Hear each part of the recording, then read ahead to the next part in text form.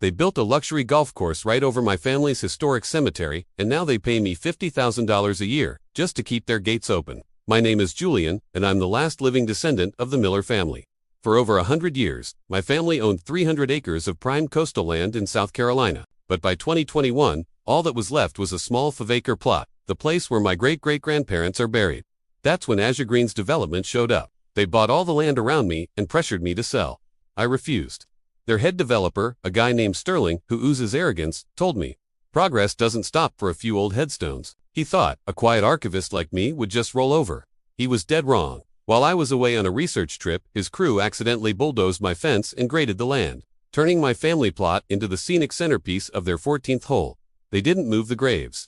They just built right around them and called it honoring local history. I didn't lose my cool. I didn't call the cops. I called a land use attorney and a genealogist, and that's when we found it, a forgotten 1922 deed covenant.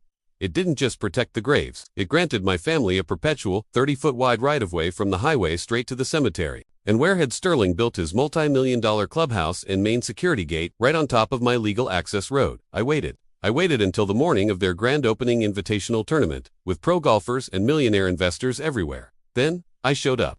I brought a flatbed truck, private security, and a couple of portable toilets. I parked the truck smack in the middle of the 14th fairway, right on my deeded land. Sterling came out, his face purple with rage, screaming about trespassing. I just smiled and handed him a copy of the 1922 deed and a court-ordered injunction. I told him, "I'm here for a weekend-long religious vigil, and by the way, your clubhouse is currently blocking my legal access. If you so much as breathe on my truck, the sheriff will shut this whole place down for a massive zoning violation." The tournament was a total train wreck. Imagine trying to sink a putt while navigating around a flatbed truck and a guy in a lawn chair reading a book. Their 5-star reputation evaporated in 48 hours. The following Monday, their lawyers were practically begging on my doorstep. I gave them 2 choices. Option 1, move the clubhouse, which would cost them about $4 million. Or Option 2, pay for my inconvenience. They wisely chose Option B.